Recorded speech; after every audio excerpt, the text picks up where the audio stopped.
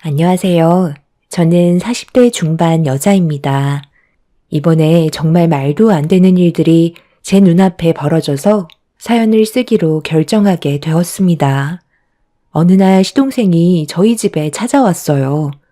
너무 갑작스럽게 찾아와서 당황스러웠었죠.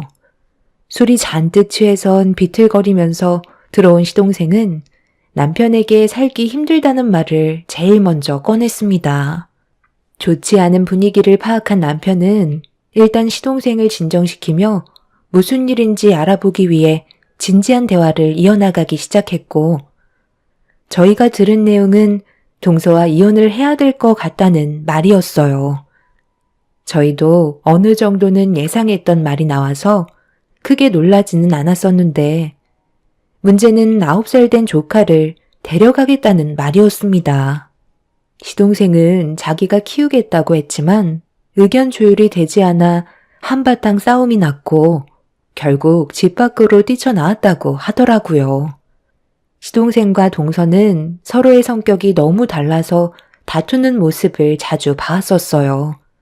그런 모습들이 조카에게도 안 좋은 영향을 끼치고 있었죠. 그래서 이런 문제들을 해결하기 위해 가족 모두가 모여 많은 대화를 나눴었지만 결국 항상 제자리였고 좋아지는 건 아무것도 없었습니다. 시동생은 정상적인 가정을 꾸리기 위해 밤낮 안 가리며 정말 열심히 살아왔었지만 동서는 항상 반대의 길을 선택했고 그걸 보다 못한 저희들이 직접 나선 적도 몇 번 있었어요. 그 때문에 남편과 동서가 서로 얼굴을 붉히며 싸운 적도 있었죠.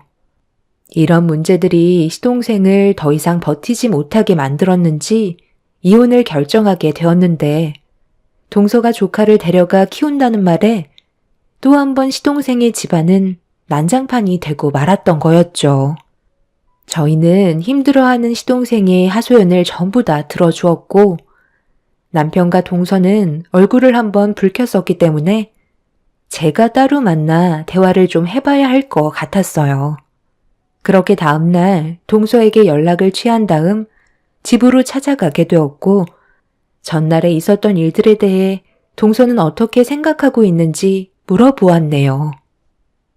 성격이 너무 안 맞아요. 그래서 이혼 결정했어요. 그게 잘못된 건 아니잖아요? 계속 이런 식으로 버텨봤자 결국 끝은 더 안 좋아질 게 뻔한데 괜히 시간 끌면서 가정을 붙잡을 필요는 없는 거잖아요. 그래서 하루빨리 각자의 인생을 살아가는 게 좋을 것 같아요. 저도 정말 이혼까지는 생각 안 하려 했는데 같이 살아가기에는 너무 의견 차이가 심해요. 어제 서방님이랑 대화를 많이 나눴었지만 둘이 이혼을 하면 조카는 동서가 키우기로 했었다며. 그런데 서방님이랑 제일 많이 다투는 문제가 동서가 조카를 방치해서 문제가 생기는 거라는데 이 말이 확실히 맞는 거야? 제가 집에서 할 일이 얼마나 많은데요. 이건 형님도 집안일 해보셔서 아시잖아요? 그러다 보니 소홀할 수도 있는 거고 저 또한 볼일을 봐야 하니까 많은 것들을 신경 쓰기에는 한계가 있는 건데 그게 그렇게 잘못된 건 아니잖아요? 그리고 은혁이 제가 10달 배 아파 낳은 자식이에요. 그이랑 느끼는 모성애는 하늘과 땅 차이라고요. 그래서 은혁이는 제가 데려갈 거예요. 동서가 집안일을 지금 잘한다고 생각해? 하루의 일과가 어떻게 되는지 모르겠지만 내가 현관문 열고 들어왔을 때부터 눈에 들어온 것들만 봐도 이게 사람 사는 집인지 의심이 될 정도야. 이런 집안 환경에서 아이를 키운다는 게 문제가 되는 거라고. 서방님이 왜 그런 말을 하는지 어느 정도는 알 수 있을 것 같은데? 그래서 은혁이를 동서가 데려가면 제대로 키우지 못할 것 같아서 걱정이 되는 건가 봐. 동서가 엄마의 입장에서 당연히 은혁이를 데리고 가고 싶겠지만 아이의 미래도 생각해 줘야지. 이혼하면 재산 반 가져가기로 했다면서 은혁이를 잘 키우겠다는 조건을 내걸었다는데 그럼 서방님한테 어느 정도 확신을 줘야 하지 않을까? 총 재산 30억에 방갈라 가져가겠다며. 어차피 이혼할 건데 제가 이 집에 시간 투자할 필요는 없는 거잖아요? 은혁이만 데려가서 잘 키우면 되는 거 아닌가요? 동서는 자기가 뭘 잘못하고 있는지 전혀 인지하고 있지 않았어요. 그냥 시동생의 잔소리를 듣고 싶지 않았던 것 뿐이죠. 이혼을 한다고 해서 조카를 제대로 키우지도 못할 것 같아 걱정이 많았어요. 하지만 동서는 그냥 맨몸으로 나가면 자기한테 떨어지는 재산이 많지 않다는 걸 알곤 시동생에게 최대한 많은 것들을 뜯어가려고 조카를 데려가려 하는 것 같아 보였습니다. 동서는 자기 집안일이기 때문에 제가 참견하는 걸 탐탁치 않게 생각했고 그날 서둘러 외출을 해야 된다면서 그만 대화를 나누고 싶다며 저를 집 밖으로 빨리 내보내려 하고 있었어요. 저는 좀 더 대화를 나누고 싶었는데 동서는 저와 얼굴 마주하는 것 자체를 싫어했습니다. 결국 떠밀리듯 집 밖으로 내쫓기게 되었고 동서는 이혼에 대해 확실히 결정한 것 같아 보였습니다. 그렇게 동서는 시동생과 이혼 준비를 하게 되었고 저희 부부는 그 모습을 지켜볼 수밖에 없었어요. 얼마 뒤 둘의 결혼 생활에 종지부를 찍는 이혼 서류에 도장을 찍게 되면서 둘은 남남이 되었고 조카는 동서가 키우는 걸로 결정을 보게 되었습니다. 조카 문제로 소송까지 갈 뻔했지만 조카가 엄마 옆에 있고 싶다는 말에 시동생은 더 이상 법적 다툼을 하지 않고 원만한 합의로 모든 걸 끝냈습니다. 그렇게 동서는 30억의 재산 중에 반을 가져가게 되었고 더 이상 가족이 아니게 되었네요. 시동생은 정해진 날짜에 자기 아들을 보러 갔고 그렇게 주어진 환경에 맞게 생활을 하고 있었어요. 그래도 다행인 건 조카한테 크게 문제가 있어 보이진 않았어요. 저희 집에 가끔 왔을 때 맛있는 음식들도 많이 해주고 최대한 좋은 시간을 보낼 수 있게 노력하면서 조카에게 지금의 생활이 많이 힘들지 않냐고 물어보게 되었는데 괜찮다면서 웃어 보이고 있었습니다. 9살밖에 안 된 조카는 자신의 현실을 잘 알고 있었는지 어린 나이임에도 성숙해져 있는 상태였어요. 시부모님께서도 주말에 놀러온 손자를 이뻐해 주시면서 최대한 밝은 모습을 보여주셨죠. 정말 다행인 건 조카가 잘 지내고 있는 모습을 보고 있으니 한시름 놓였고 시동생 또한 걱정했던 것들을 어느 정도 내려놓을 수 있게 되었는지 본인 일에 좀 더 집중하게 되었네요. 그렇게 별일 없이 잘 지내는 것 같아 보였는데 어느 날 저희 가족들끼리 저녁에 외식을 하고 집으로 돌아가던 도중 차 안에서 창밖을 바라보고 있는데 순간적으로 스쳐 지나간 조카의 얼굴을 보게 되었습니다. 그런데 조카의 손을 잡고 있던 사람은 동서가 아닌 처음 본 사람이라 남편한테 급하게 차를 돌려달라고 부탁을 했고 차에서 내려 근처를 돌아다니며 조카의 얼굴을 봤던 곳을 샅샅이 뒤져봤지만 어디로 갔는지 찾을 수가 없었어요. 뭔가 느낌이 좋지 않아 동서에게 전화를 걸어봤는데 받지 않자 점점 불안해지기 시작했어요. 남편에게 제가 본 상황을 설명한 뒤에 같이 주변을 돌며 조카를 찾게 되었고 처음 본 의문의 여자가 누구인지 알아야만 했어요. 그렇게 한참 동안 조카가 사라진 근처를 돌아다녔지만 아무것도 얻지 못한 저와 남편은 결국 다시 차로 돌아가려는데 동서에게 전화가 왔네요. 아, 진짜 바빠 죽겠는데. 왜 이렇게 전화를 하시는 거예요? 제가 그렇게 한가해 보이세요? 저희 이제 남남인데 계속 귀찮게 하실 거예요? 은혁 엄마, 지금 어디야? 은혁이 좀 바꿔봐. 왜 아무 말도 못해? 내가 방금 뭘 봤는지 알아? 어떤 여자가 은혁이를 데리고 가던데? 제가 오늘 중요한 약속이 있어서 잠깐 돌봐줄 수 있는 사람 구해서 맡긴 거예요. 그게 잘못된 건 아니잖아요? 더 할 말 있으세요? 왜 이렇게 남의 일에 간섭을 하시는 거예요? 그렇잖아도 신경 쓸 게 얼마나 많은데 계속 이런 식으로 참견하실 거예요? 은혁 엄마가 그동안 했던 행동들이 나를 믿지 못하게 했으니까 그래서 뭐든 확실하게 넘어가고 싶은 것뿐이야. 그리고 이혼했다고 해서 지금 남남이 된 건 아니잖아? 아직 숙려 기간 남아있는데 그 사이에 은혁이한테 무슨 일이라도 생기면 그땐 나도 그냥 넘어가지 않을 거야. 뭐가 그렇게 중요한 일인지는 모르겠지만 자기 자식보다 중요한 일은 없는 거라고.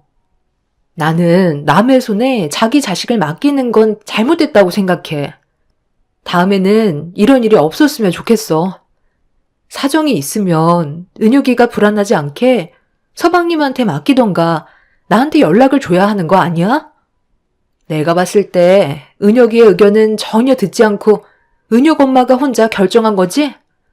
동서가 돈 때문에 은혁이 발목을 잡았다는 걸 내가 모르는 거 아니지만 15억의 돈을 받았으면 그만큼 책임감을 가지고 은혁이를 돌봐줬으면 좋겠어.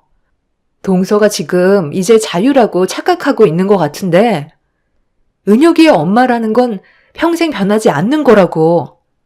은혁이 아직 9살이야. 부모의 손길이 충분히 필요한 나이라고. 그러니 책임감을 가지고 행동해줬으면 좋겠어. 이건 은혁 엄마를 위해서 하는 말이 아니야. 내 조카를 위해서라고. 동서는 제 말이 듣고 싶지 않다며 말을 하고 있는 도중에 전화를 끊어버렸고 저희 부부는 그렇게 집으로 돌아올 수밖에 없었어요. 남편은 이런 사실을 시동생에게 알린 뒤 조카를 데리고 오는 게 좋을 것 같다는 의견을 내세웠고 저 또한 그 말에 찬성을 하고 있었습니다. 하지만 동서는 절대로 시동생의 의견을 받아주지 않았어요. 자기가 가지고 간 재산을 토해내게 될까봐 무조건 싫다는 말을 꺼내고 있었죠. 시부모님께서도 걱정을 많이 하고 계셨는지 주말에 놀러온 조카를 저녁 시간이 되면 동서에게 보내야 하는데 문을 열어주지 않고 계셨습니다. 동서는 화가 많이 났는지 난리를 치다가 저에게 이런 상황을 전부 다 알려줬고 남편과 저는 급하게 시댁으로 향하게 되었습니다. 저희가 시댁에 도착하고 나서야 시모는 현관문을 열어주셨네요. 지금 뭐 하시는 거예요? 시간 됐으니까 제가 데려가겠다는데 문을 안 열어주시면 어쩌자는 거예요? 은혁아, 엄마 왔어. 빨리 가자. 은혁이 지금 자고 있다. 그래서 좀 기다려 달라는 건데 그거 못 기다려서 이렇게까지 난리를 쳐야 되는 거야? 제가 제 자식 데려가겠다는 건데 어머님이 뭔데 이래라 저래라 하시는 거예요? 잠은 저희 집에 가서 자면 되는 거 아닌가요? 왜 은혁 엄마만 생각하는 거야? 지금 누가 제일 힘들겠어? 말은 안 하지만 은혁이가 정신적인 고통을 제일 많이 받고 있다고. 그런데 동서는 은혁이를 조금도 생각하지 않고 혼자만 편애하려고 하잖아. 어머님 집이 편하니까 잠이 든 것 같은데 그런 모습이 불쌍해 보이진 않아? 동서는 하루가 다르게 엄청 잘 지내고 있는 것 같은데 은혁이는 점점 말라가고 있는 것 같네. 제대로 돌보는 건 맞는 거야?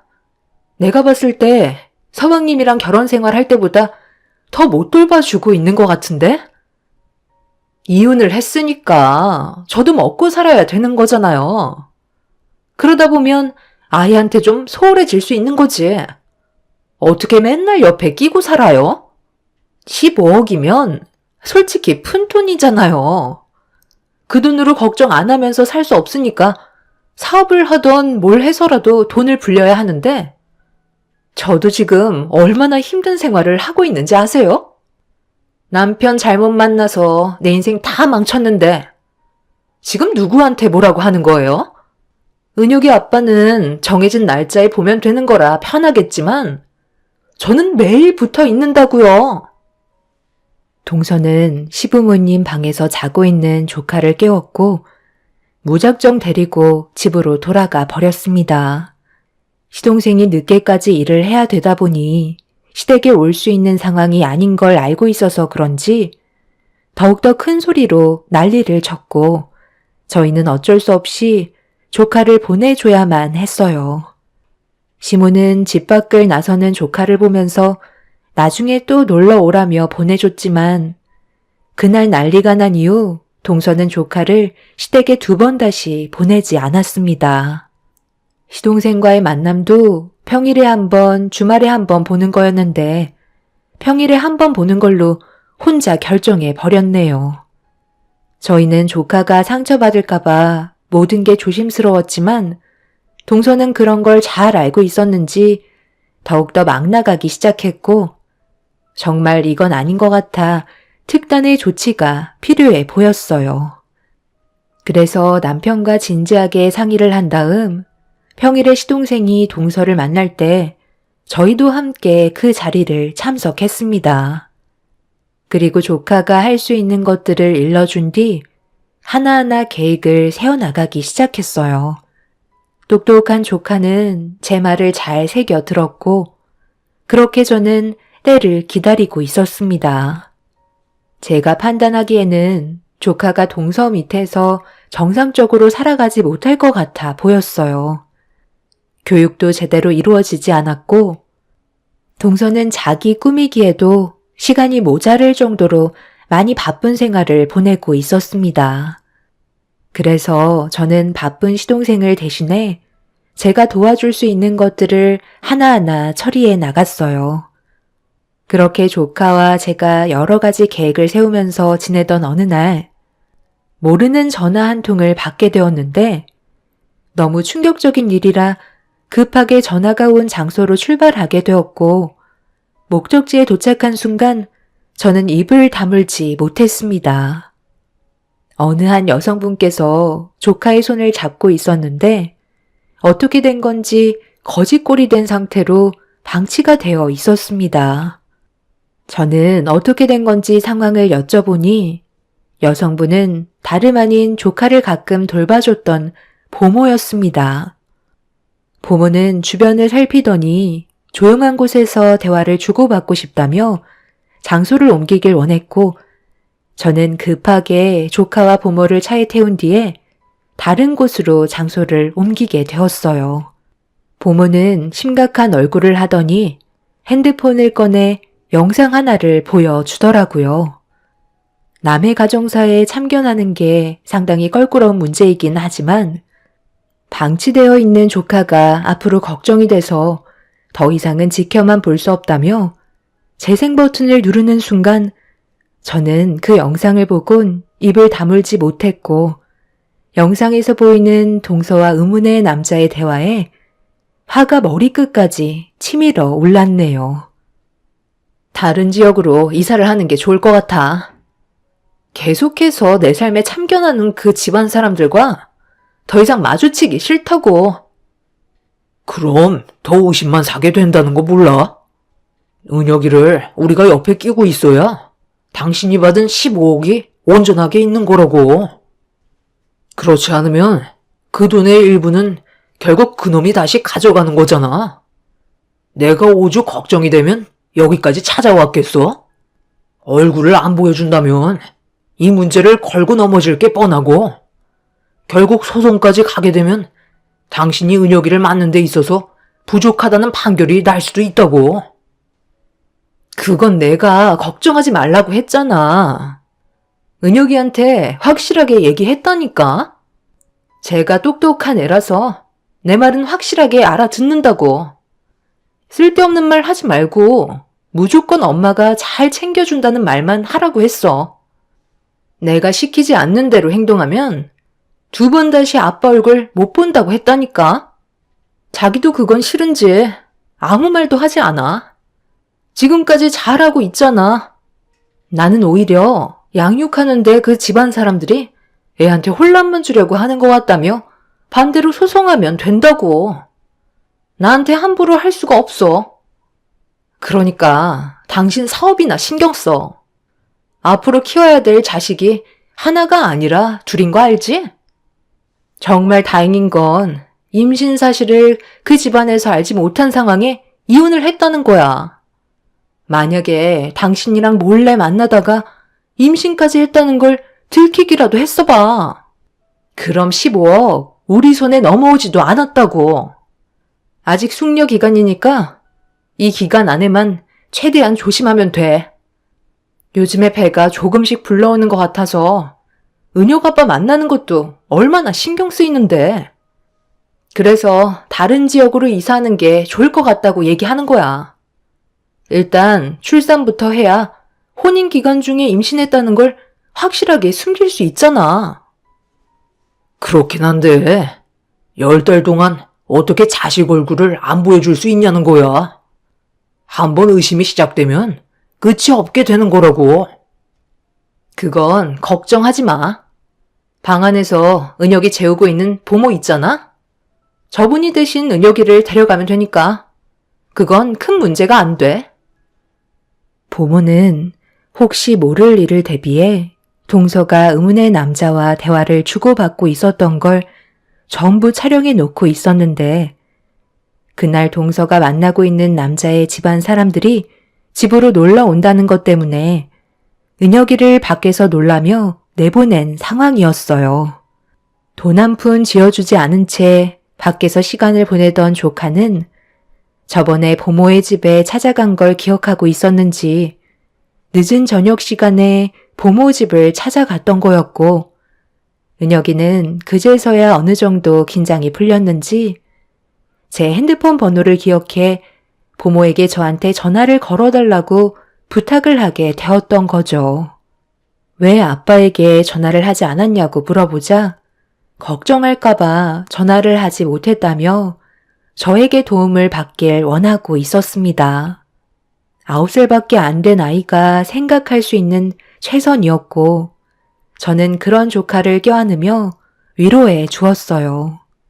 저는 보모에게 영상의 증거물을 건네받은 뒤 헤어지게 되었고, 조카를 저희 부모님께 잠시 맡겼습니다. 그리곤 시댁 집안 식구들을 전부 다 불러 모아 동서의 집안으로 쳐들어가게 되었네요. 동네가 떠나갈 정도로 제가 문을 두드리자 동서가 당황한 듯 급하게 혼자 나왔고, 나중에 다시 얘기하자며 돌아가 달라고 저희 가족에게 부탁을 하는 순간 시동생은 동서의 뺨에 손을 올려붙이고 말았습니다. 동서가 고래고래 소리를 지르며 난리를 치자 현관문이 열리더니 보모에게 받았던 영상 속의 남자가 문을 박차고 밖으로 나왔어요.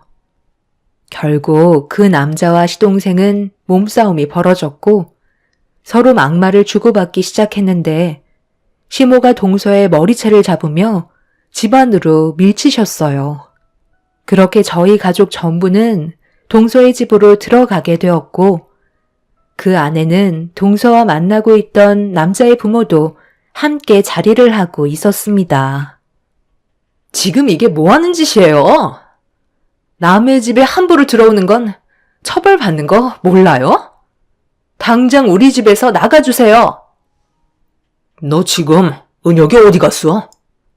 네가 그러고도 엄마야? 어떻게 은혁이를 집 밖에 방치할 수가 있는 거야? 그게 무슨 말이야.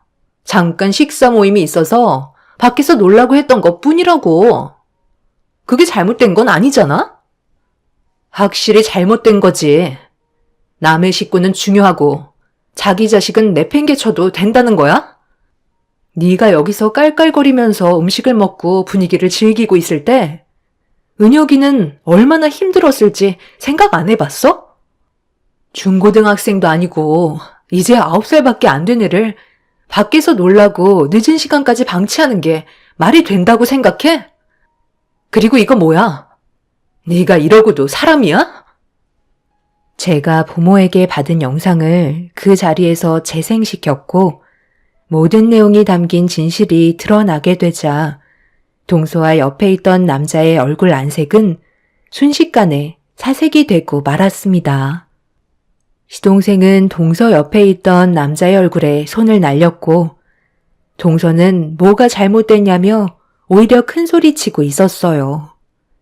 저는 아직 또 하나 남아있는 증거물이 있다며 동서를 밀친 뒤에 조카가 생활하던 방을 찾아 열었습니다.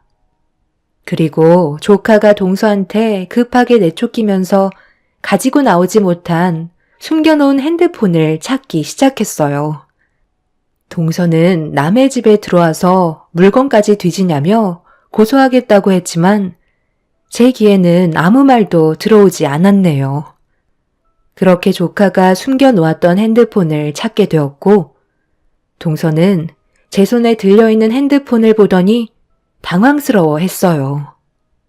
동서는 쓸데없이 저희 가족에게 전화를 할까봐 조카에게 핸드폰을 사주지 않았었지만 제가 혹시 모를 일을 대비해 동서 몰래 조카한테 핸드폰을 사줬던 적이 있었어요.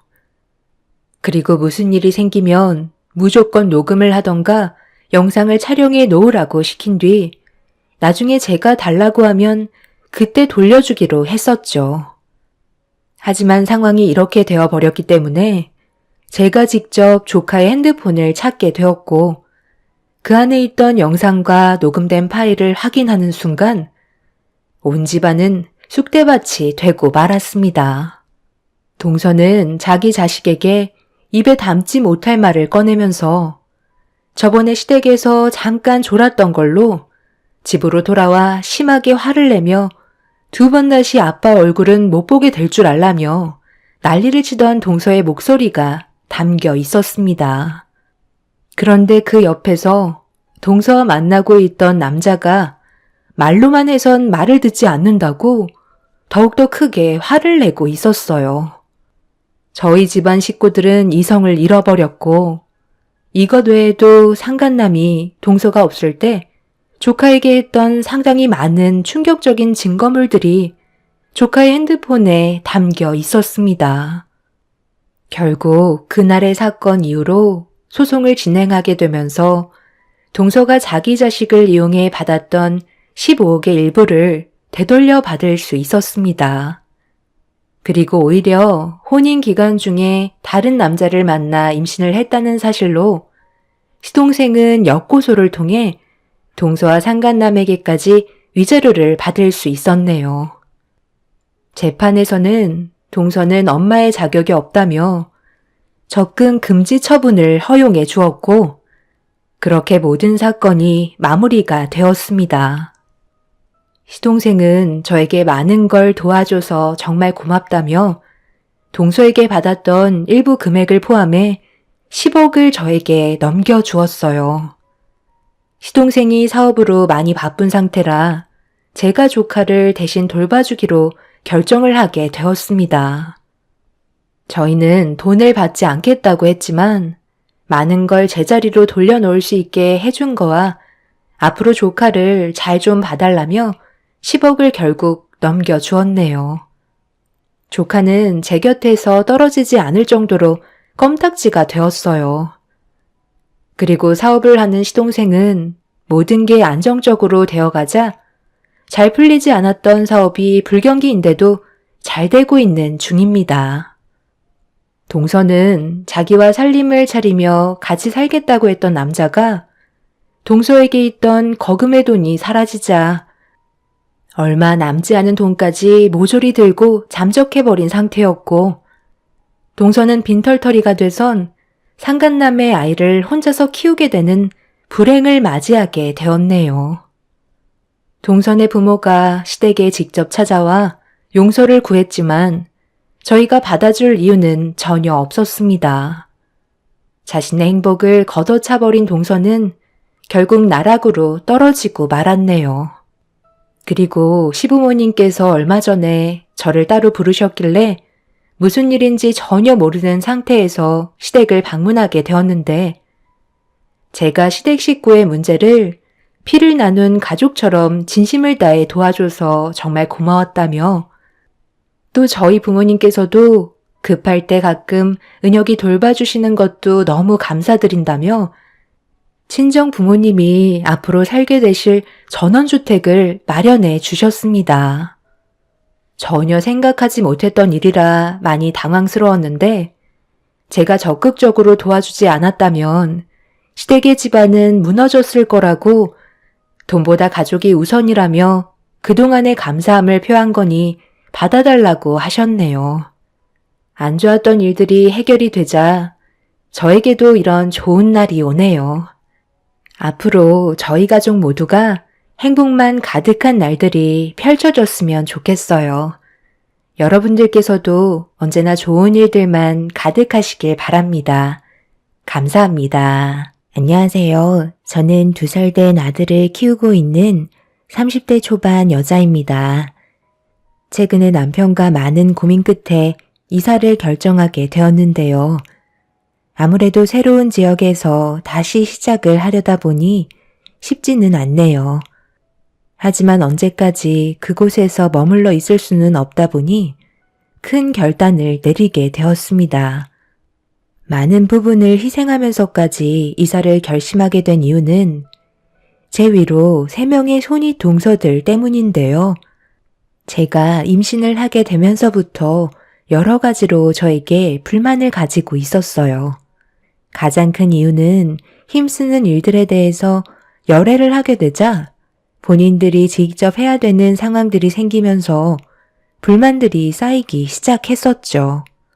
저는 가족들끼리 그런 걸로 문제가 될 거라곤 전혀 생각하지 못했었지만 손이 동서들은 저와 반대되는 생각을 가지고 있었죠.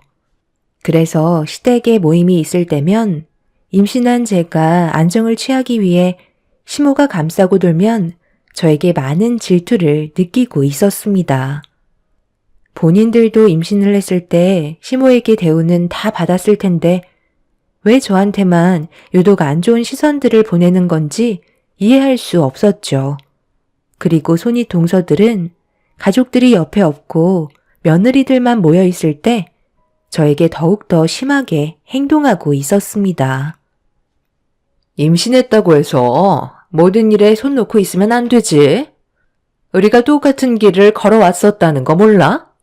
막내 동서면 눈치껏 행동할 줄도 알아야 하는 거야. 어머님께서 동서 보고 쉬라고 얘기했다고?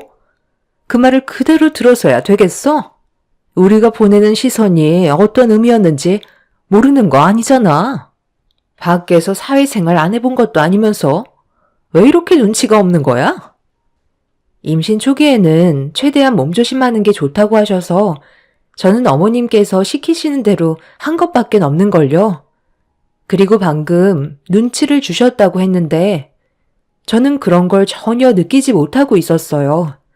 차라리 눈빛으로 무언가를 말하지 마시고 시키실 일 있으면 직접 오셔서 얘기해 주세요. 그렇다고 제가 손 놓고 있는 것도 아니고 어떤 일이든지 도와드리려 하고 있잖아요. 그게 도와주는 거야? 지금 우리가 힘들게 음식하는 거 안 보여? 요즘 젊은 것들은 자기가 하고 싶은 말은 꼭 해야 직성이 풀리나 봐. 나 때는 불만 같은 거 있어도 속으로 삭혔다고. 그런데 동서는 막내라고 아버님 어머님한테 온갖 이쁨 다 받고 있으니까 개념을 아예 상실한 것 같은데? 형님이 얘기하실 때는 무조건 토달지 말고 얘라고 하는 거야. 표현에는 자유가 있는 건데 왜 그런 걸 숨겨야 하는 건데요? 저는 오히려 할 말 못하는 형님이 더 이상하게 느껴지는걸요. 그런 것들이 나중에 집안 싸움을 일으키게 되는 거라고 생각해요. 하고 싶은 말은 하라고 입이 달려있는 거지. 입을 다물고 있으라고 있는 건 아니잖아요.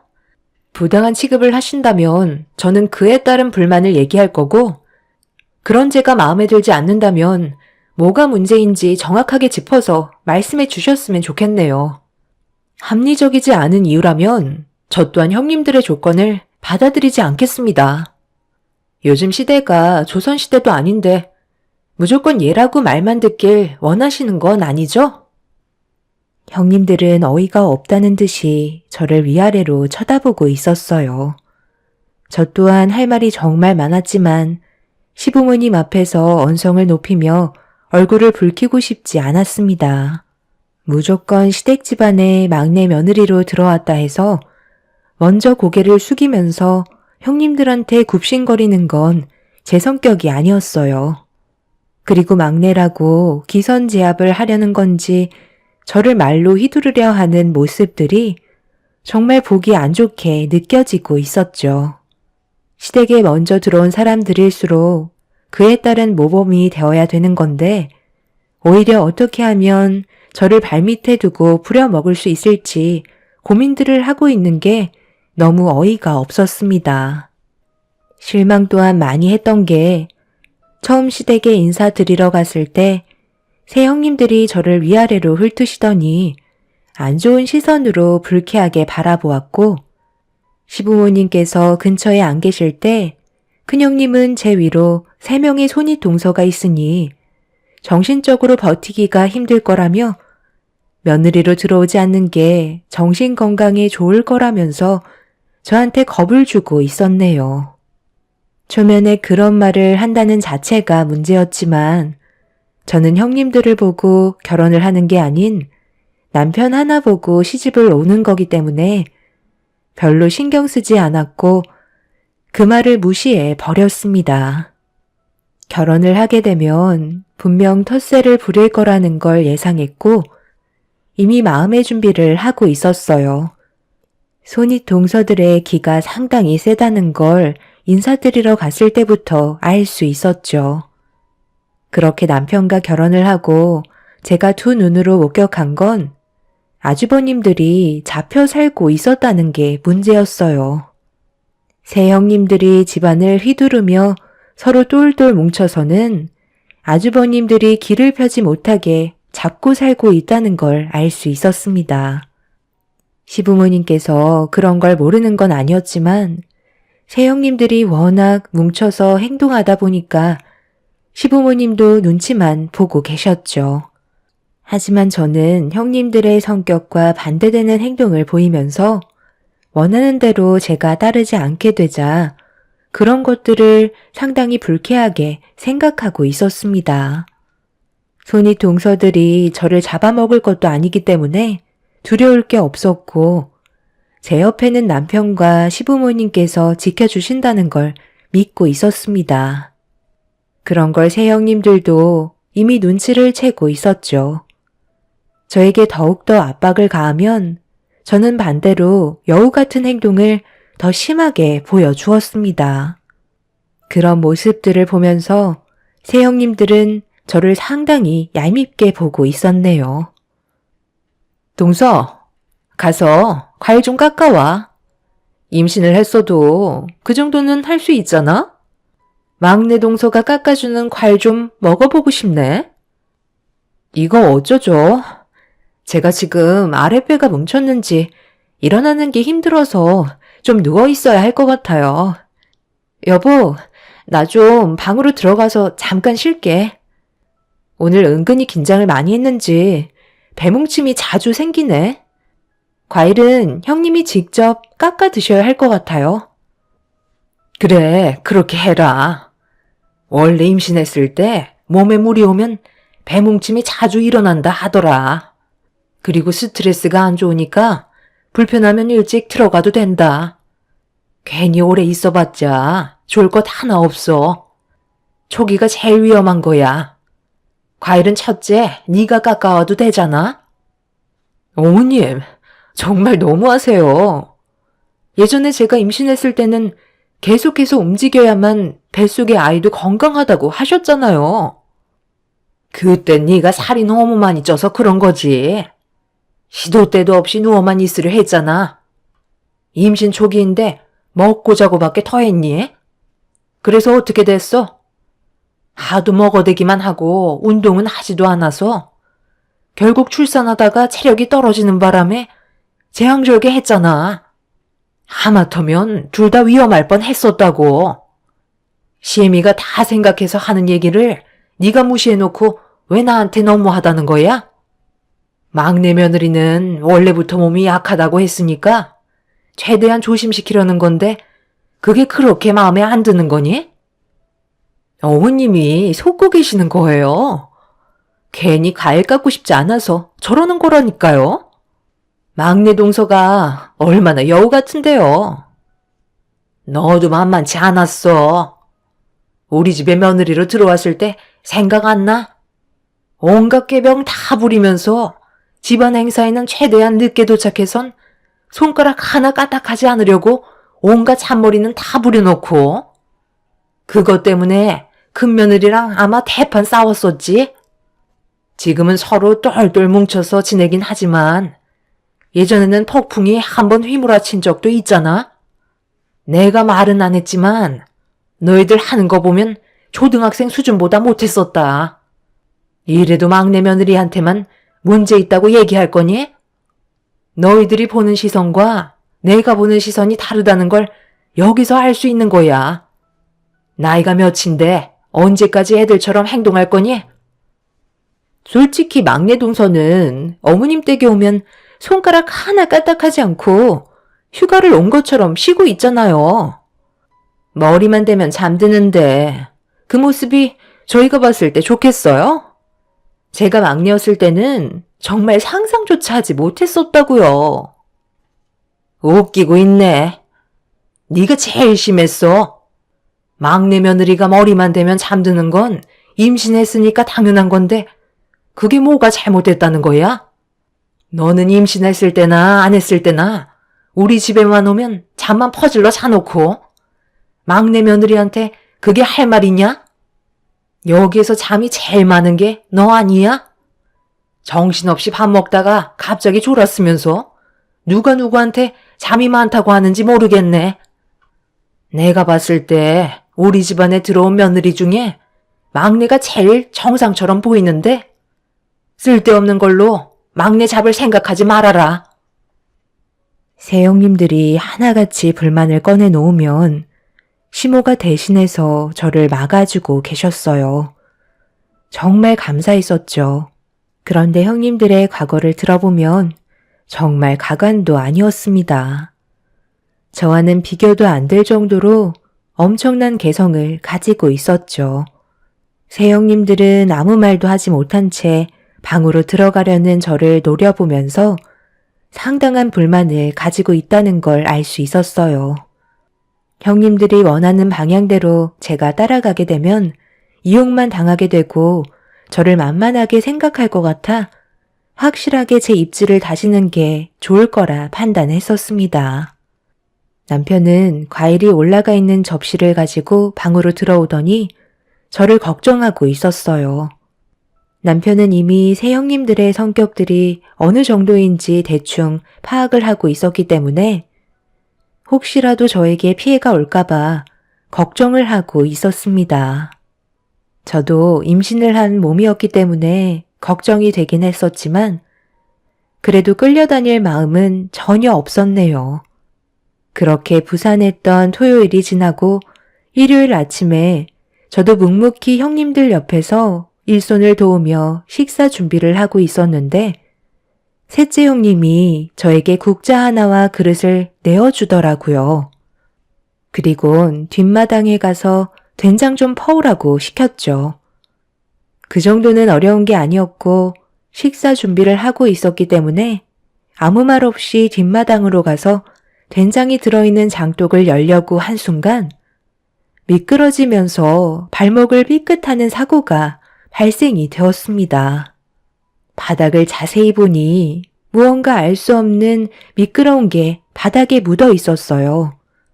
냄새를 맡아보는 순간 기름이라는 걸 알 수 있었고 제가 힘겹게 일어나 현관문을 열고 들어가자 넘어지면서 흙투성이가 된 모습을 마주하게 된 남편이 어떻게 된 거냐며 경악을 하고 있었습니다.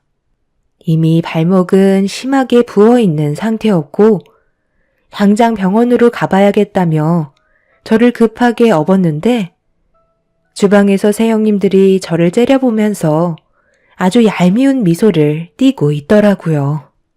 그때 확실하게 알 수 있었고 시부모님께서는 저와 뱃속의 아이를 걱정하고 계셨습니다. 그렇게 남편의 도움으로 병원에 도착해서 치료를 받게 되었는데요. 다행히 뼈에는 이상이 없고 인대가 늘어나서 한동안 깁스를 해야 되는 상태였습니다. 그렇게 다시 시댁으로 돌아왔는데 발목에 깁스를 한 모습을 본 시부모님께서는 걱정을 많이 하셨지만 새 형님들은 달랐습니다. 그러니까 항상 조심해야지. 임신했다는 걸 착각이라도 했던 거야? 어떻게 거기에서 넘어질 수가 있는 거지? 제가 일부러 넘어졌다는 건가요? 셋째 형님이 된장 좀 퍼오라고 시켰잖아요. 그런데 장독대 앞에 기름칠이 칠해져 있었다고요. 어머, 그래서 지금 그걸 내 탓으로 돌리는 거야? 그런 건 동서가 조심했어야지. 괜히 일하기 싫어서 핑계 대는 건 아니고? 그렇잖아도 내가 가봤는데 넘어질 만한 건 아무것도 없던데? 된장 좀 퍼오라는 게 그렇게 싫었어? 이참에 일부러 넘어져서 앞으로 손가락 하나 까딱하지 않겠다는 거잖아. 동서가 말했던 기름은 조금도 찾아볼 수가 없던데? 내 말이 틀렸으면 가서 직접 확인해 보라고. 어머님, 막내 동서가 임신 핑계로는 한계가 있으니까 일부러 발목까지 접질린 거라고요. 혹시 알아요? 발목 접질린 것도 거짓일지도 모르죠. 서방님이랑 둘이서 짜고 친 연기인지 우리가 알 수 없는 거잖아요. 저는 셋째 형님의 말에 너무 어이가 없어서 남편에게 당장 뒷마당으로 가달라고 부탁했어요.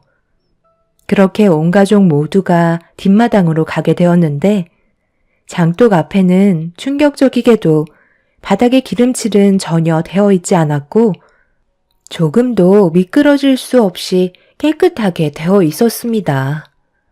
분명 새 형님들이 바닥에 묻어있던 기름을 지웠다는 걸 저는 확실하게 알 수 있었죠.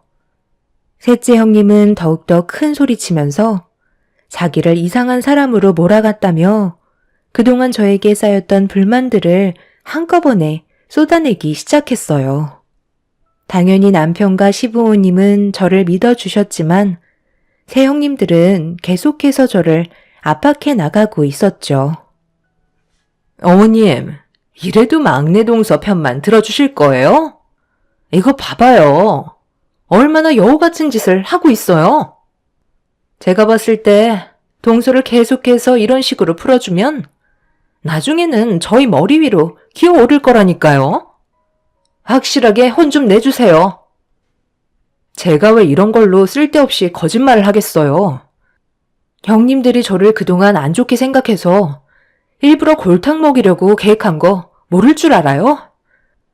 그리고 정말 웃긴 게 장독 앞에만 깨끗하게 청소를 하셨네요.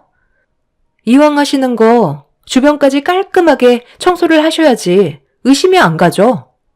제가 넘어진 부분만 너무 깨끗하게 닦아 놓으신 거 티나지 않나요? 그만들 해라. 오늘 이 시간 이후로 한 번만 더 내 앞에서 서로 얼굴 붉히고 싸우면 더 이상 서로 모이지도 말자. 새 형님들은 저를 잡아먹을 듯이 무서울 정도로 노려보고 있었고 저 또한 그런 형님들한테 절대 밀리지 않았습니다. 만약 앞으로 넘어졌다면 뱃속에 있던 아이까지 위험해질 수도 있는 상황이었기 때문에 저는 새 형님이 저에게 했던 행동들에 대해 절대 그냥 넘어갈 생각은 없었네요. 결국 그날은 더 이상 서로 얼굴을 마주보고 있는 자체가 너무 스트레스 받아서 남편과 저는 일찍 집으로 들어와 버렸습니다. 남편은 앞으로 또 이런 일이 발생될까봐 걱정을 하고 있었지만 저는 받은 만큼 돌려줘야 직성이 풀리는 성격이라 많은 고민에 빠지게 되었습니다. 그냥 넘어간다면 본인들이 이겼다고 생각하면서 저를 더 막대할 것 같았거든요. 그렇게 저는 또 다른 계획을 세웠고 다음번에 시댁에 가게 됐을 때 새 형님들의 실체를 꼭 밝혀내길 결심하게 되었죠. 몇 달의 시간 동안 저는 꾸준하게 치료를 받으면서 다쳤던 발목을 다시 회복시켰고 다가온 명절에 정상적으로 걸어서 시댁으로 들어갈 수 있게 되었어요. 이미 새형님들은 뭐가 그리 좋은지 주방에서 웃고 떠들면서 음식 준비에 한창이었어요. 시부모님께서는 저희 부부를 반갑게 맞아주셨고, 저는 남편과 함께 방에 들어가 짐을 풀고 거실로 나왔습니다. 형님들은 저를 보자마자 침묵을 유지하면서 음식을 준비하고 있었는데, 둘째 형님이 저보고 가까이 오라며 손짓을 하고 있었네요. 그리곤 임신한 귀한 몸이니 최대한 편하게 음식 준비해야 되지 않겠냐며 재료 손질을 하라고 마늘과 양파를 한 무더기 안겨주었고, 새형님들의 눈에 안 보이는 곳에서 손질하라며 주방에서 내쫓았습니다. 거기까지는 참을만 했어요. 몇 달 만에 시댁에 온 거기 때문에 들어오자마자 얼굴 붉히고 싶지 않았습니다. 그렇게 거실로 나와 마늘과 양파를 다듬고 있는데 눈이 맵긴 했지만 참을만 했고, 제가 혼자서 재료 손질을 하고 있자 시부모님과 남편이 옆에서 일손을 도와주었네요. 그런데 그 모습을 보고 있던 첫째 형님이 뭐가 또 불만인지 시모께 재료 손질 도와주었다고 짜증 섞인 목소리로 시모한테 화를 내기 시작했어요. 하지만 시모는 아무런 반응도 하지 않고 묵묵히 재료 손질을 하셨네요. 첫째 형님은 저를 도와주고 있다는 걸 마음에 들어하지 않았는지 계속해서 궁시렁거리며 형님들과 험담을 하고 있었습니다. 안 좋은 말들이 거실에까지 들려오자 남편이 참다 못했는지 자리에서 일어나 주방으로 들어가려 하길래 남편의 손을 잡으며 일단 참으라고 신호를 주었습니다. 시부모님께서는 한 가족이 되었으면 서로 헐뜯지 말고 잘 지내야 하는데 어떻게 다들 똑같을 수 있는지 이해할 수 없다며 저를 보면서 고생이 많다고 한숨을 쉬셨습니다. 그렇게 또다시 시작된 안 좋은 감정들을 가지고 설 명절을 보내고 있는데 모두가 한자리에 앉아 얼굴을 마주보며 식사를 하고 있던 그때 밥상 앞에서 셋째 형님의 한마디가 엄청난 파장을 불러 일으켰습니다. 어머님, 이제 막내 동서도 안정기에 접어들었으니까 일 좀 시켜도 되죠? 그때는 최대한 안정을 취해야 된다고 하셨는데 지금은 그렇게 하지 않아도 되잖아요. 저 임신했을 때 이 정도까지는 아니었다고요. 오늘은 동서도 똑같이 일을 시켜야 되겠어요. 그리고 어머님이 동서를 너무 감싸고 돌수록 저희는 어머님한테도 안 좋은 감정이 생길 수밖에 없다고요. 너희들은 왜 막내 며느리를 못 잡아먹어서 한달인 거야? 텃세 부리는 것도 정도껏 해야지. 언제까지 이런 식으로 나올 건데?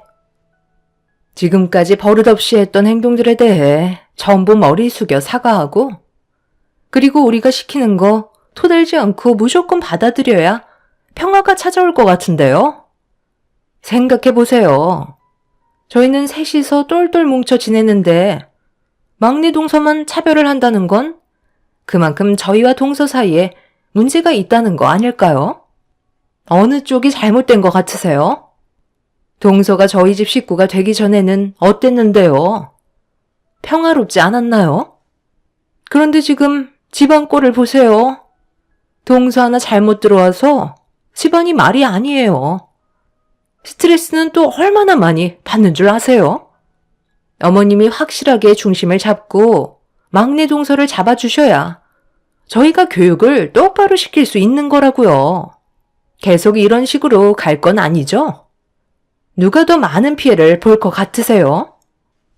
제가 봤을 때 저만 정상이고 형님들이 비정상 같은데요. 그 말에 책임들 질 수 있으세요? 뭘 믿고 그리 자신만만하신 거예요?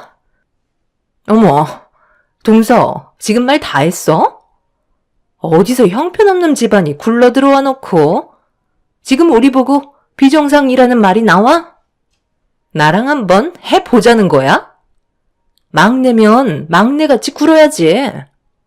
어디서 맏며느리로 행동하려 들고 있어? 동서가 이래서 혼나는 거야.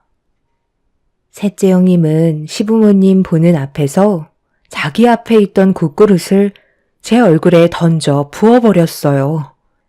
다행히 대화를 주고받는 동안 어느 정도 식었는지 크게 뜨거운 건 아니었지만 저희 엄마가 명절날 시댁에 인사드릴 때 입고 가라고 사주셨던 인부복이 전부 다 망쳐버리자 더 이상 새형님들을 사람으로 상대하는 건 안 될 것 같아 숟가락을 든 뒤 새형님들한테 나이를 먹었으면 어른답게 행동 좀 하라고 한 대씩 쥐어 막으려는 순간 시모가 제 숟가락을 뺏으시더니 직접 형님들을 훈계하셨네요.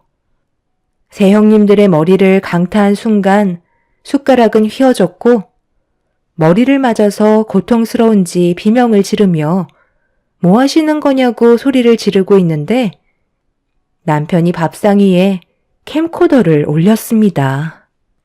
순간적으로 정적이 흐르더니 모두들 캠코더에 집중을 했고 저는 오늘만큼은 조용히 넘어가고 싶었지만 형님들이 시부모님 앞에서 보인 행동들과 제가 받았던 상처에 대해 그냥 넘어갈 수 없을 것 같다며 재생 버튼을 눌렀습니다. 그리고 잠시 뒤 캠코더의 화면에 새형님이 나오는 순간 셋 다 모두 경악을 하고 말았네요. 이번 명절에 버릇없는 막내 동서를 아주 골로 가게 만들어야 되겠어. 함께 동참해 줄 수 있는 거지? 그런데 이건 너무 위험하지 않아요? 그러다 정말 큰일이라도 나면 어쩌려고 그래요. 저번에도 솔직히 너무 위험했었다고요. 다행히 뒤로 넘어져서 발목만 다친 거지. 앞으로 넘어졌다면 유산됐을 수도 있었다고요. 그런데 방금 형님이 말한 계획은 그때보다 더 큰 문제를 일으킬 게 뻔한데 꼭 이렇게까지 해야 돼요? 나중에 저희한테 무슨 문제라도 생기면 어쩌려고요. 저는 너무 걱정이 돼서 이번 일은 함께하지 못할 것 같아요. 형님이 막내 동서를 얼마나 마음에 안 들어 하는지는 알겠는데요. 만약에 이런 계획이 저희가 했다는 게 밝혀지기라도 한다면 그땐 오히려 저희 앞날에 문제가 생기는 거잖아요. 최대한 좋게 말로 풀어서 막내 동서를 우리 편으로 만들면 편하지 않겠어요? 저도 그렇게 생각해요. 만약이라는 게 있는 거잖아요. 이건 중범죄에 속할 수 있을 만큼 심각한 계획이라 너무 불안해요. 여기서 지금 우리 말고 누가 있어? 아무도 없어. 그러니까 안심해도 된다니까. 막내 동서가 목에 힘주고 다니는 꼴을 계속해서 보겠다는 거야? 나는 절대 그 꼴 못 본다고. 내가 왜 이번 여행 계획을 세웠는데 절대 우리가 했다는 걸 모르게 철저하게 준비할 거라니까. 어차피 동서들은 나와 함께 한 배를 탄 사이 아니야? 나랑 등 돌릴 거야? 그런 거 아니면 이번 계획은 조용히 따라오도록 해. 일단 셋째 동서가 함께 모여 밥을 먹을 때 분위기를 안 좋게 만들어. 그럼 내가 그 분위기를 더욱더 고조시키다가 몸싸움을 벌일 거고 둘째 네가 나한테 갑자기 화를 내면서 그만하라고 소리를 지르는 거야. 그 다음에 동서를 데리고 바람 좀 쐬고 오겠다면서 밖으로 나가서 뒷마당 산책길로 함께 걸어가. 최대한 긴장을 풀어줄 수 있는 말들로 상황을 만들어 가다가 내가 설치해두었던 목적지까지 끌고 가는 거야. 그리고 막내 동서가 그걸 밟는 순간 우리의 계획은 마무리가 되는 거라고. 엄청난 고통이 뒤따르겠지만 증거도 없을 뿐더러 느낌적으로만 인지하고 있겠지. 결국 알아서 고개를 숙이게 될 거고 앞으로 저런 꼴도 보기 싫은 모습은 두 번 다시 안 봐도 되는 거라고. 시부모님은 새 동서의 계획에 엄청난 충격을 받게 되셨고 말도 안 되는 일들이 눈앞에 펼쳐지려는 준비를 하고 있었다는 거에 입을 다물지 못하고 계셨어요. 그런데 갑자기 첫째 형님이 손을 부들부들 떨더니 옆에 앉아있던 큰 시숙의 뺨에 손을 올려 붙였습니다. 둘째, 셋째 형님은 그 자리에 털썩 주저앉았고 첫째 형님은 큰 시숙한테 어떻게 된 거냐며 소리치고 있었네요. 첫째 형님이 큰 시숙의 뺨에 손을 올려 붙인 이유는 캠코더에 찍혀있던 모습을 담은 사람이 큰 시숙이었어요. 막내 동생인 저희 남편과 제가 불행해지는 모습을 보고 싶지 않았는지 저희만 빼고 세 형님의 집안끼리 여행을 갔을 때 이런 계획을 듣게 된 큰 시숙이 캠코더로 전부 다 촬영해 놓으셨던 거네요. 시숙은 첫째 형님 몰래 저희 집으로 찾아와 캠코더를 건네주시면서 도저히 함께 살아갈 수 없을 것 같다며 결혼 생활에 대해 후회를 하셨어요. 저희는 정말 큰일을 당할 뻔했지만 큰 시숙의 옳은 결정에 사고를 면할 수가 있었죠. 시부는 그 자리에서 경찰에 신고를 하게 되었고 캠코더에 찍혀있는 내용대로 뒷마당에 연결되어 있는 산책로를 걸어가 목적지에 도착을 하니 동물을 잡는 덫이 설치되어 있었습니다. 제가 그걸 밟게 된다면 아마 제 발목에는 평생 장애가 생기게 되는 순간이었죠. 그리고 엄청난 고통으로 인해 유산까지 될 수도 있는 엄청난 일을 첫째 형님이 꾸미고 있었습니다. 오로지 제가 자기 멋대로 부릴 수 없다는 이유 하나만으로 사람이 해선 안 될 행동을 저지르려 했다는 거에 엄청난 소름이 온몸을 감싸고 말았네요. 둘째, 셋째 형님은 그 자리에서 무릎을 꿇으며 저에게 용서를 구했지만 첫째 형님은 저에게 절대 용서를 구하지 않았어요. 오히려 더 큰 소리를 치며 이성을 잃은 모습을 보여주었죠.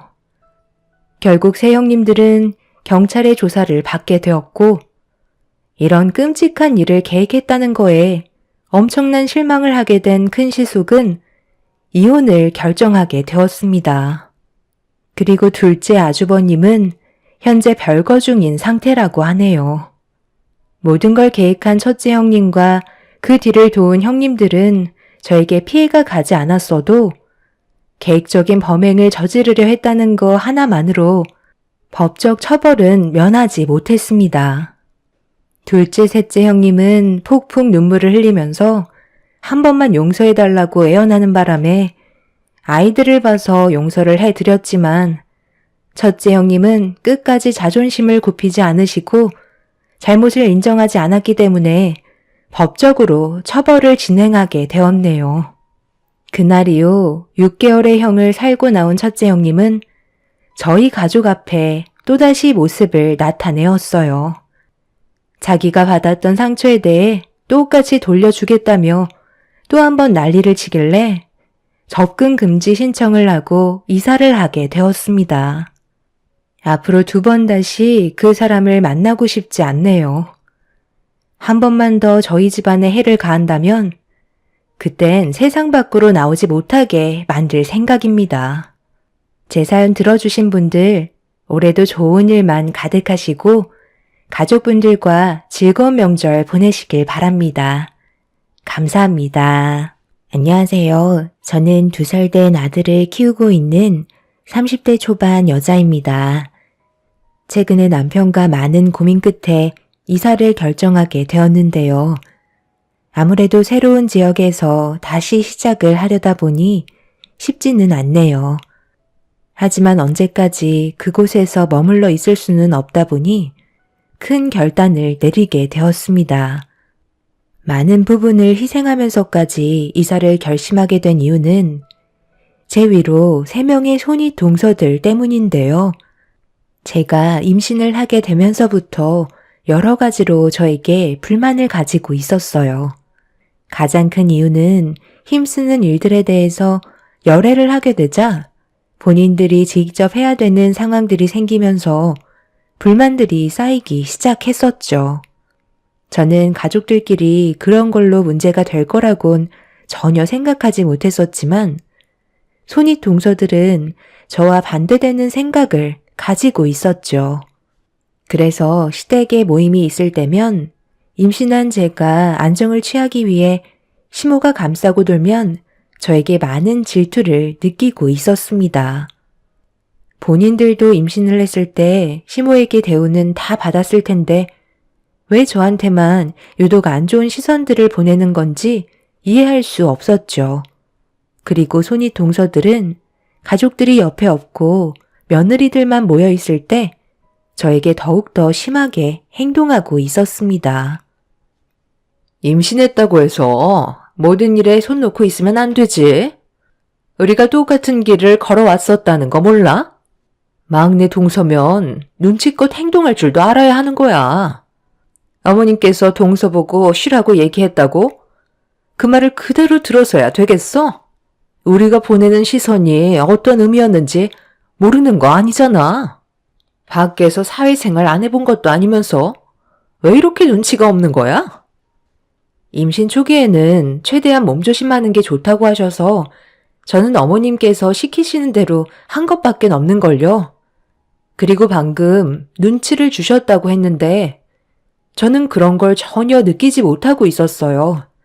차라리 눈빛으로 무언가를 말하지 마시고 시키실 일 있으면 직접 오셔서 얘기해 주세요.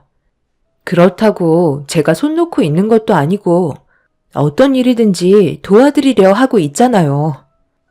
그게 도와주는 거야? 지금 우리가 힘들게 음식하는 거 안 보여? 요즘 젊은 것들은 자기가 하고 싶은 말은 꼭 해야 직성이 풀리나 봐. 나 때는 불만 같은 거 있어도 속으로 삭혔다고. 그런데 동서는 막내라고 아버님 어머님한테 온갖 이쁨 다 받고 있으니까 개념을 아예 상실한 것 같은데? 형님이 얘기하실 때는 무조건 토달지 말고 얘라고 하는 거야.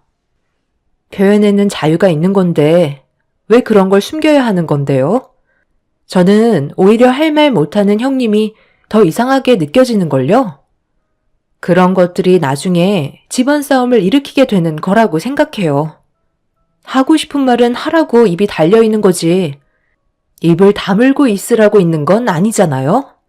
부당한 취급을 하신다면 저는 그에 따른 불만을 얘기할 거고 그런 제가 마음에 들지 않는다면 뭐가 문제인지 정확하게 짚어서 말씀해 주셨으면 좋겠네요. 합리적이지 않은 이유라면 저 또한 형님들의 조건을 받아들이지 않겠습니다. 요즘 시대가 조선시대도 아닌데 무조건 얘라고 말만 듣길 원하시는 건 아니죠? 형님들은 어이가 없다는 듯이 저를 위아래로 쳐다보고 있었어요. 저 또한 할 말이 정말 많았지만 시부모님 앞에서 언성을 높이며 얼굴을 붉히고 싶지 않았습니다. 무조건 시댁 집안의 막내 며느리로 들어왔다 해서 먼저 고개를 숙이면서 형님들한테 굽신거리는 건 제 성격이 아니었어요. 그리고 막내라고 기선제압을 하려는 건지 저를 말로 휘두르려 하는 모습들이 정말 보기 안 좋게 느껴지고 있었죠. 시댁에 먼저 들어온 사람들일수록 그에 따른 모범이 되어야 되는 건데 오히려 어떻게 하면 저를 발밑에 두고 부려먹을 수 있을지 고민들을 하고 있는 게 너무 어이가 없었습니다. 실망 또한 많이 했던 게 처음 시댁에 인사드리러 갔을 때 새 형님들이 저를 위아래로 훑으시더니 안 좋은 시선으로 불쾌하게 바라보았고 시부모님께서 근처에 안 계실 때 큰형님은 제 위로 3명의 손윗 동서가 있으니 정신적으로 버티기가 힘들 거라며 며느리로 들어오지 않는 게 정신 건강에 좋을 거라면서 저한테 겁을 주고 있었네요. 초면에 그런 말을 한다는 자체가 문제였지만 저는 형님들을 보고 결혼을 하는 게 아닌 남편 하나 보고 시집을 오는 거기 때문에 별로 신경 쓰지 않았고 그 말을 무시해 버렸습니다. 결혼을 하게 되면 분명 텃세를 부릴 거라는 걸 예상했고 이미 마음의 준비를 하고 있었어요. 손윗 동서들의 기가 상당히 세다는 걸 인사드리러 갔을 때부터 알 수 있었죠. 그렇게 남편과 결혼을 하고 제가 두 눈으로 목격한 건 아주버님들이 잡혀 살고 있었다는 게 문제였어요. 세 형님들이 집안을 휘두르며 서로 똘똘 뭉쳐서는 아주버님들이 길을 펴지 못하게 잡고 살고 있다는 걸 알 수 있었습니다. 시부모님께서 그런 걸 모르는 건 아니었지만 세 형님들이 워낙 뭉쳐서 행동하다 보니까 시부모님도 눈치만 보고 계셨죠. 하지만 저는 형님들의 성격과 반대되는 행동을 보이면서 원하는 대로 제가 따르지 않게 되자 그런 것들을 상당히 불쾌하게 생각하고 있었습니다. 손윗 동서들이 저를 잡아먹을 것도 아니기 때문에 두려울 게 없었고 제 옆에는 남편과 시부모님께서 지켜주신다는 걸 믿고 있었습니다. 그런 걸 새 형님들도 이미 눈치를 채고 있었죠.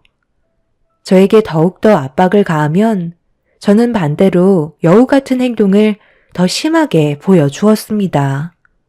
그런 모습들을 보면서 새 형님들은 저를 상당히 얄밉게 보고 있었네요. 동서, 가서 과일 좀 깎아와. 임신을 했어도 그 정도는 할 수 있잖아? 막내 동서가 깎아주는 과일 좀 먹어보고 싶네. 이거 어쩌죠? 제가 지금 아랫배가 뭉쳤는지 일어나는 게 힘들어서 좀 누워 있어야 할 것 같아요. 여보, 나 좀 방으로 들어가서 잠깐 쉴게. 오늘 은근히 긴장을 많이 했는지 배뭉침이 자주 생기네. 과일은 형님이 직접 깎아 드셔야 할 것 같아요. 그래, 그렇게 해라. 원래 임신했을 때 몸에 물이 오면 배뭉침이 자주 일어난다 하더라. 그리고 스트레스가 안 좋으니까 불편하면 일찍 들어가도 된다. 괜히 오래 있어봤자 좋을 것 하나 없어. 초기가 제일 위험한 거야. 과일은 첫째 네가 깎아와도 되잖아. 어머님, 정말 너무하세요. 예전에 제가 임신했을 때는 계속해서 움직여야만 뱃속의 아이도 건강하다고 하셨잖아요. 그땐 네가 살이 너무 많이 쪄서 그런 거지. 시도 때도 없이 누워만 있으려 했잖아. 임신 초기인데 먹고 자고밖에 더 했니? 그래서 어떻게 됐어? 하도 먹어대기만 하고 운동은 하지도 않아서 결국 출산하다가 체력이 떨어지는 바람에 재앙절개 했잖아. 하마터면 둘 다 위험할 뻔 했었다고. 시애미가 다 생각해서 하는 얘기를 네가 무시해놓고 왜 나한테 너무하다는 거야? 막내 며느리는 원래부터 몸이 약하다고 했으니까 최대한 조심시키려는 건데 그게 그렇게 마음에 안 드는 거니? 어머님이 속고 계시는 거예요. 괜히 과일 깎고 싶지 않아서 저러는 거라니까요.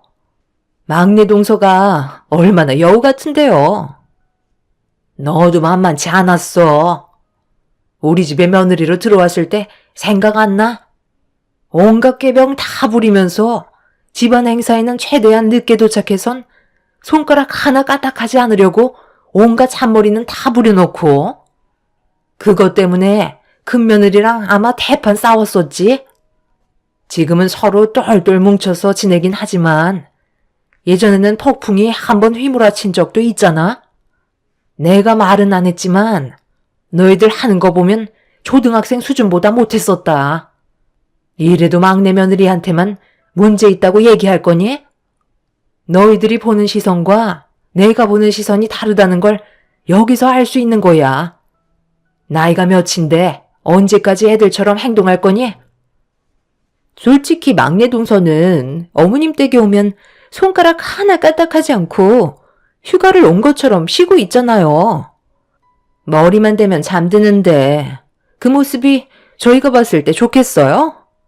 제가 막내였을 때는 정말 상상조차 하지 못했었다고요. 웃기고 있네. 네가 제일 심했어. 막내 며느리가 머리만 대면 잠드는 건 임신했으니까 당연한 건데 그게 뭐가 잘못됐다는 거야? 너는 임신했을 때나 안 했을 때나 우리 집에만 오면 잠만 퍼질러 자놓고 막내 며느리한테 그게 할 말이냐? 여기에서 잠이 제일 많은 게 너 아니야? 정신없이 밥 먹다가 갑자기 졸았으면서 누가 누구한테 잠이 많다고 하는지 모르겠네. 내가 봤을 때 우리 집안에 들어온 며느리 중에 막내가 제일 정상처럼 보이는데 쓸데없는 걸로 막내 잡을 생각하지 말아라. 새형님들이 하나같이 불만을 꺼내놓으면 시모가 대신해서 저를 막아주고 계셨어요. 정말 감사했었죠. 그런데 형님들의 과거를 들어보면 정말 가관도 아니었습니다. 저와는 비교도 안 될 정도로 엄청난 개성을 가지고 있었죠. 새형님들은 아무 말도 하지 못한 채 방으로 들어가려는 저를 노려보면서 상당한 불만을 가지고 있다는 걸 알 수 있었어요. 형님들이 원하는 방향대로 제가 따라가게 되면 이용만 당하게 되고 저를 만만하게 생각할 것 같아 확실하게 제 입지를 다지는 게 좋을 거라 판단했었습니다. 남편은 과일이 올라가 있는 접시를 가지고 방으로 들어오더니 저를 걱정하고 있었어요.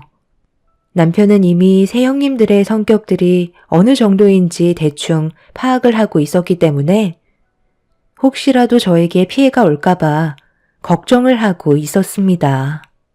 저도 임신을 한 몸이었기 때문에 걱정이 되긴 했었지만 그래도 끌려다닐 마음은 전혀 없었네요.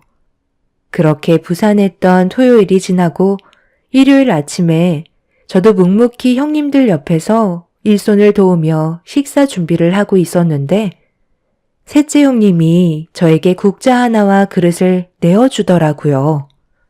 그리곤 뒷마당에 가서 된장 좀 퍼오라고 시켰죠. 그 정도는 어려운 게 아니었고 식사 준비를 하고 있었기 때문에 아무 말 없이 뒷마당으로 가서 된장이 들어있는 장독을 열려고 한 순간 미끄러지면서 발목을 삐끗하는 사고가 발생이 되었습니다. 바닥을 자세히 보니 무언가 알 수 없는 미끄러운 게 바닥에 묻어 있었어요. 냄새를 맡아보는 순간 기름이라는 걸 알 수 있었고 제가 힘겹게 일어나 현관문을 열고 들어가자 넘어지면서 흙투성이가 된 모습을 마주하게 된 남편이 어떻게 된 거냐며 경악을 하고 있었습니다. 이미 발목은 심하게 부어있는 상태였고 당장 병원으로 가봐야겠다며 저를 급하게 업었는데 주방에서 새 형님들이 저를 째려보면서 아주 얄미운 미소를 띠고 있더라고요. 그때 확실하게 알 수 있었고 시부모님께서는 저와 뱃속의 아이를 걱정하고 계셨습니다. 그렇게 남편의 도움으로 병원에 도착해서 치료를 받게 되었는데요. 다행히 뼈에는 이상이 없고 인대가 늘어나서 한동안 깁스를 해야 되는 상태였습니다. 그렇게 다시 시댁으로 돌아왔는데 발목에 깁스를 한 모습을 본 시부모님께서는 걱정을 많이 하셨지만 새 형님들은 달랐습니다. 그러니까 항상 조심해야지. 임신했다는 걸 착각이라도 했던 거야? 어떻게 거기에서 넘어질 수가 있는 거지? 제가 일부러 넘어졌다는 건가요? 셋째 형님이 된장 좀 퍼오라고 시켰잖아요. 그런데 장독대 앞에 기름칠이 칠해져 있었다고요. 어머, 그래서 지금 그걸 내 탓으로 돌리는 거야? 그런 건 동서가 조심했어야지. 괜히 일하기 싫어서 핑계 대는 건 아니고? 그렇잖아도 내가 가봤는데 넘어질 만한 건 아무것도 없던데? 된장 좀 퍼오라는 게 그렇게 싫었어? 이참에 일부러 넘어져서 앞으로 손가락 하나 까딱하지 않겠다는 거잖아. 동서가 말했던 기름은 조금도 찾아볼 수가 없던데? 내 말이 틀렸으면 가서 직접 확인해 보라고. 어머님, 막내 동서가 임신 핑계로는 한계가 있으니까 일부러 발목까지 접질린 거라고요. 혹시 알아요? 발목 접질린 것도 거짓일지도 모르죠. 서방님이랑 둘이서 짜고 친 연기인지 우리가 알 수 없는 거잖아요? 저는 셋째 형님의 말에 너무 어이가 없어서 남편에게 당장 뒷마당으로 가달라고 부탁했어요.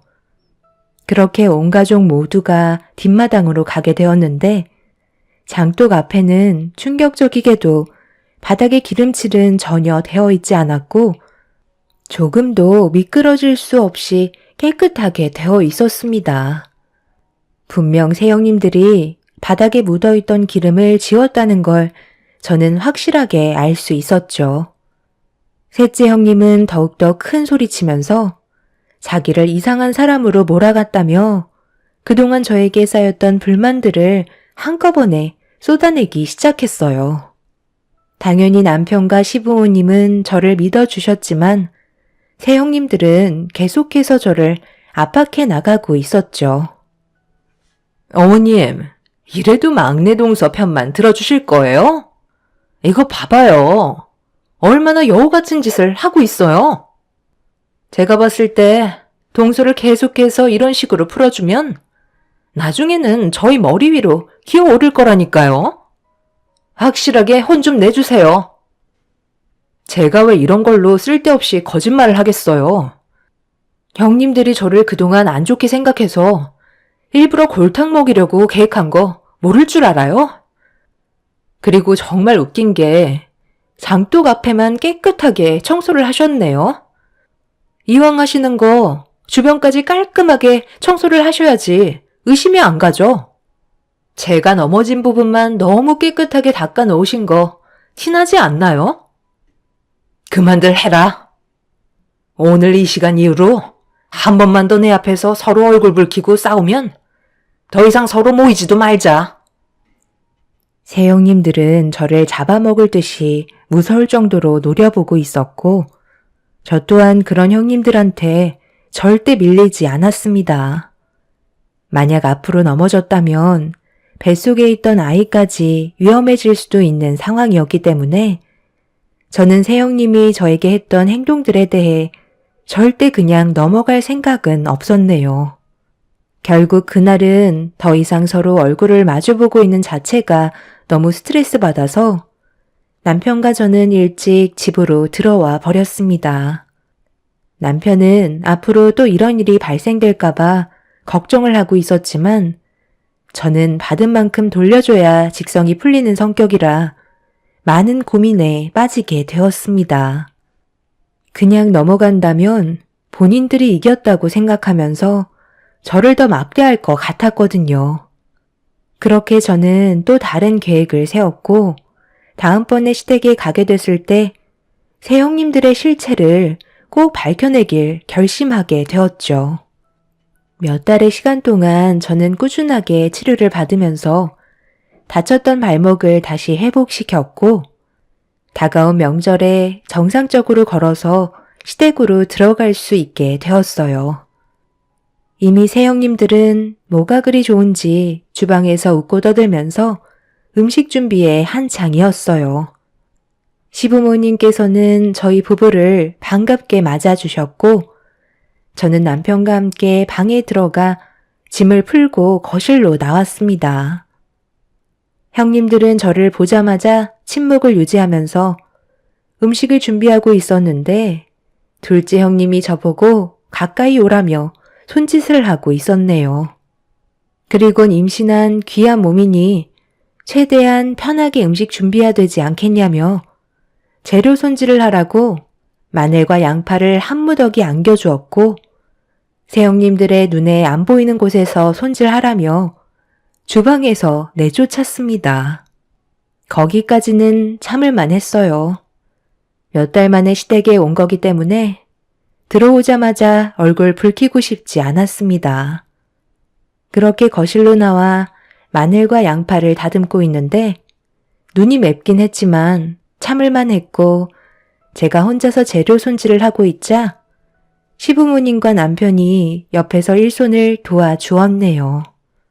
그런데 그 모습을 보고 있던 첫째 형님이 뭐가 또 불만인지 심없게 재료 손질 도와주었다고 짜증 섞인 목소리로 시모한테 화를 내기 시작했어요.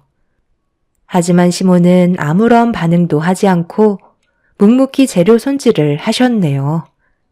첫째 형님은 저를 도와주고 있다는 걸 마음에 들어하지 않았는지 계속해서 궁시렁거리며 형님들과 험담을 하고 있었습니다. 안 좋은 말들이 거실에까지 들려오자 남편이 참다 못했는지 자리에서 일어나 주방으로 들어가려 하길래 남편의 손을 잡으며 일단 참으라고 신호를 주었습니다. 시부모님께서는 한 가족이 되었으면 서로 헐뜯지 말고 잘 지내야 하는데 어떻게 다들 똑같을 수 있는지 이해할 수 없다며 저를 보면서 고생이 많다고 한숨을 쉬셨습니다. 그렇게 또다시 시작된 안 좋은 감정들을 가지고 설 명절을 보내고 있는데 모두가 한자리에 앉아 얼굴을 마주보며 식사를 하고 있던 그때 밥상 앞에서 셋째 형님의 한마디가 엄청난 파장을 불러 일으켰습니다. 어머님, 이제 막내 동서도 안정기에 접어들었으니까 일 좀 시켜도 되죠? 그때는 최대한 안정을 취해야 된다고 하셨는데 지금은 그렇게 하지 않아도 되잖아요. 저 임신했을 때 이 정도까지는 아니었다고요. 오늘은 동서도 똑같이 일을 시켜야 되겠어요. 그리고 어머님이 동서를 너무 감싸고 돌수록 저희는 어머님한테도 안 좋은 감정이 생길 수밖에 없다고요. 너희들은 왜 막내 며느리를 못 잡아먹어서 한달인 거야? 텃세 부리는 것도 정도껏 해야지. 언제까지 이런 식으로 나올 건데? 지금까지 버릇없이 했던 행동들에 대해 전부 머리 숙여 사과하고 그리고 우리가 시키는 거 토달지 않고 무조건 받아들여야 평화가 찾아올 것 같은데요? 생각해보세요. 저희는 셋이서 똘똘 뭉쳐 지내는데 막내 동서만 차별을 한다는 건 그만큼 저희와 동서 사이에 문제가 있다는 거 아닐까요? 어느 쪽이 잘못된 것 같으세요? 동서가 저희 집 식구가 되기 전에는 어땠는데요? 평화롭지 않았나요? 그런데 지금 집안 꼴을 보세요. 동서 하나 잘못 들어와서 집안이 말이 아니에요. 스트레스는 또 얼마나 많이 받는 줄 아세요? 어머님이 확실하게 중심을 잡고 막내 동서를 잡아주셔야 저희가 교육을 똑바로 시킬 수 있는 거라고요. 계속 이런 식으로 갈 건 아니죠? 누가 더 많은 피해를 볼 것 같으세요? 제가 봤을 때 저만 정상이고 형님들이 비정상 같은데요. 그 말에 책임들 질 수 있으세요? 뭘 믿고 그리 자신만만하신 거예요? 어머, 동서, 지금 말 다 했어? 어디서 형편없는 집안이 굴러 들어와 놓고 지금 우리 보고 비정상이라는 말이 나와? 나랑 한번 해보자는 거야? 막내면 막내같이 굴어야지. 어디서 맏며느리로 행동하려 들고 있어? 동서가 이래서 혼나는 거야. 셋째 형님은 시부모님 보는 앞에서 자기 앞에 있던 국그릇을 제 얼굴에 던져 부어버렸어요. 다행히 대화를 주고받는 동안 어느 정도 식었는지 크게 뜨거운 건 아니었지만 저희 엄마가 명절날 시댁에 인사드릴 때 입고 가라고 사주셨던 인부복이 전부 다 망쳐버리자 더 이상 새형님들을 사람으로 상대하는 건 안 될 것 같아 숟가락을 든 뒤 새형님들한테 나이를 먹었으면 어른답게 행동 좀 하라고 한 대씩 쥐어 막으려는 순간 시모가 제 숟가락을 뺏으시더니 직접 형님들을 훈계하셨네요. 새 형님들의 머리를 강타한 순간 숟가락은 휘어졌고 머리를 맞아서 고통스러운지 비명을 지르며 뭐 하시는 거냐고 소리를 지르고 있는데 남편이 밥상 위에 캠코더를 올렸습니다. 순간적으로 정적이 흐르더니 모두들 캠코더에 집중을 했고 저는 오늘만큼은 조용히 넘어가고 싶었지만 형님들이 시부모님 앞에서 보인 행동들과 제가 받았던 상처에 대해 그냥 넘어갈 수 없을 것 같다며 재생 버튼을 눌렀습니다.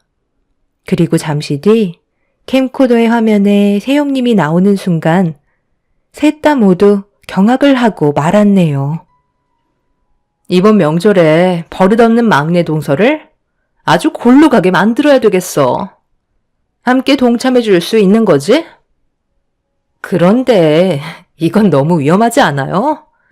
그러다 정말 큰일이라도 나면 어쩌려고 그래요. 저번에도 솔직히 너무 위험했었다고요. 다행히 뒤로 넘어져서 발목만 다친 거지. 앞으로 넘어졌다면 유산됐을 수도 있었다고요. 그런데 방금 형님이 말한 계획은 그때보다 더 큰 문제를 일으킬 게 뻔한데 꼭 이렇게까지 해야 돼요? 나중에 저희한테 무슨 문제라도 생기면 어쩌려고요. 저는 너무 걱정이 돼서 이번 일은 함께하지 못할 것 같아요. 형님이 막내 동서를 얼마나 마음에 안 들어 하는지는 알겠는데요. 만약에 이런 계획이 저희가 했다는 게 밝혀지기라도 한다면 그땐 오히려 저희 앞날에 문제가 생기는 거잖아요. 최대한 좋게 말로 풀어서 막내 동서를 우리 편으로 만들면 편하지 않겠어요? 저도 그렇게 생각해요. 만약이라는 게 있는 거잖아요. 이건 중범죄에 속할 수 있을 만큼 심각한 계획이라 너무 불안해요. 여기서 지금 우리 말고 누가 있어? 아무도 없어. 그러니까 안심해도 된다니까. 막내 동서가 목에 힘주고 다니는 꼴을 계속해서 보겠다는 거야? 나는 절대 그 꼴 못 본다고. 내가 왜 이번 여행 계획을 세웠는데 절대 우리가 했다는 걸 모르게 철저하게 준비할 거라니까. 어차피 동서들은 나와 함께 한 배를 탄 사이 아니야? 나랑 등 돌릴 거야? 그런 거 아니면 이번 계획은 조용히 따라오도록 해. 일단 셋째 동서가 함께 모여 밥을 먹을 때 분위기를 안 좋게 만들어. 그럼 내가 그 분위기를 더욱더 고조시키다가 몸싸움을 벌일 거고, 둘째 네가 나한테 갑자기 화를 내면서 그만하라고 소리를 지르는 거야. 그 다음에 동서를 데리고 바람 좀 쐬고 오겠다면서 밖으로 나가서 뒷마당 산책길로 함께 걸어가. 최대한 긴장을 풀어줄 수 있는 말들로 상황을 만들어 가다가 내가 설치해두었던 목적지까지 끌고 가는 거야. 그리고 막내 동서가 그걸 밟는 순간 우리의 계획은 마무리가 되는 거라고. 엄청난 고통이 뒤따르겠지만 증거도 없을 뿐더러 느낌적으로만 인지하고 있겠지. 결국 알아서 고개를 숙이게 될 거고 앞으로 저런 꼴도 보기 싫은 모습은 두 번 다시 안 봐도 되는 거라고. 시부모님은 새 동서의 계획에 엄청난 충격을 받게 되셨고 말도 안 되는 일들이 눈앞에 펼쳐지려는 준비를 하고 있었다는 거에 입을 다물지 못하고 계셨어요.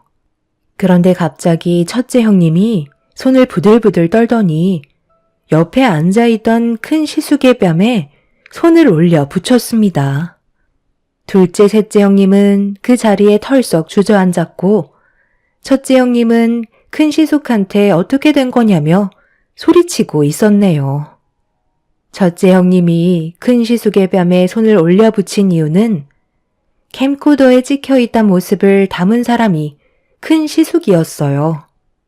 막내 동생인 저희 남편과 제가 불행해지는 모습을 보고 싶지 않았는지 저희만 빼고 새 형님의 집안끼리 여행을 갔을 때 이런 계획을 듣게 된 큰 시숙이 캠코더로 전부 다 촬영해 놓으셨던 거네요.